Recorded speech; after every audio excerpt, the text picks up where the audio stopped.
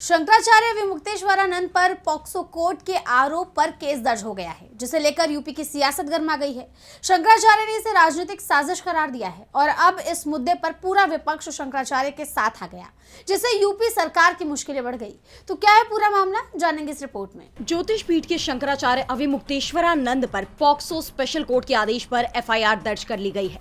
ये मामला शारीरिक शोषण से जुड़ा हुआ है, जिसमें शंकराचार्य के साथ उनके शिष्य मुकुंदानंद और कुछ दूसरे लोग भी नामजद हैं। दरअसल जगत गुरु रामभद्राचार्य के शिष्य आशुतोष ब्रह्मचारी ने कोर्ट में एक याचिका दायर की थी। उन्होंने 2 बच्चों को अदालत में पेश किया और शंकराचार्य पर गंभीर आरोप लगाए। जज विनोद कुमार चौरसिया ने बंद कमरे में बच्चों के बयान दर्ज किए। पुलिस कमिश्नर की जांच रिपोर्ट के आधार पर एफआईआर दर्ज करने के आदेश दिए गए। इसके बाद प्रयागराज के झूंसी थाने में मुकदमा दर्ज हो गया है। वहीं दूसरी तरफ शंकराचार्य ने अपने ऊपर लगे आरोपों को सिरे से खारिज कर दिया है। उन्होंने इसे एक बड़ा राजनीतिक षड्यंत्र बताया। शंकराचार्य ने कहा कि आशुतोष ब्रह्मचारी एक हिस्ट्री शीटर है और धन उगाही के लिए झूठे केस करता है। रामभद्राचार्य ने अपने चेले को आगे करके ये फर्जी मुकदमा करवाया है। हम गौ माता की रक्षा की आवाज उठा रहे हैं, इसलिए हमें दबाया जा रहा है। उन्होंने कहा कि सीएम सदन में उनके खिलाफ बोलकर पुलिस को इशारा दे रही हैं, लेकिन मैं योगी आदित्यनाथ की तरह अपने मुकदमे वापस नहीं करवाऊंगा। उचित है, जो प्रक्रिया है उसका पालन किया जाना चाहिए और हम लोग न्यायालय में जो बाधा आ रही है उसको फेस करेंगे। ऐसी क्या बात है, हम थोड़े आदित्यनाथ हैं कि हमारे ऊपर का मुकदमा हटवा लो। ऐसी जरूरत नहीं है। हमारे ऊपर अगर कोई आक्षेप है तो हम भी उसका सामना करें। इस मुद्दे पर उत्तर प्रदेश की सियासत गर्मा गई है। सपा प्रमुख अखिलेश यादव शंकराचार्य के समर्थन में उतर आए हैं।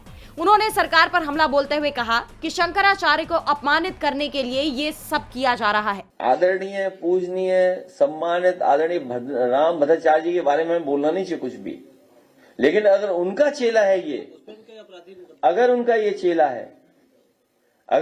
चेला है तो मुझसे गलती हुई है। हमने कभी आदरणीय पूजनीय रामभद्राचार्य जी पर 420 का मुकदमा था, वो वापस लिया था। मुझे उन्हें जेल भेज देना चाहिए था। वहीं कांग्रेस के पूर्व एमएलसी दीपक सिंह ने कहा कि एक अपराधी को हथियार बनाकर शंकराचार्य को डराने की कोशिश हो रही है। कांग्रेस इस मामले को लेकर राज्यपाल को ज्ञापन भी सौंपने वाली है। ऐसे 21 आपराधिक मुकदमे वाले हिस्ट्री सीटर से शंकराचार्य जी के ऊपर मुकदमे दर्ज कराने की कोशिश की जा रही है, उन्हें बदनाम कराने की कोशिश की जा रही है। वो व्यक्ति जिसने शंकराचार्य जी को मुकदमे करने का प्रयास किया है, उसे शामली की पुलिस खोज रही है। अब इस मुद्दे पर सियासत गर्माती जा रही है। शंकराचार्य पर एफआईआर के मामले पर अब आगे क्या होता है, ये देखना होगा।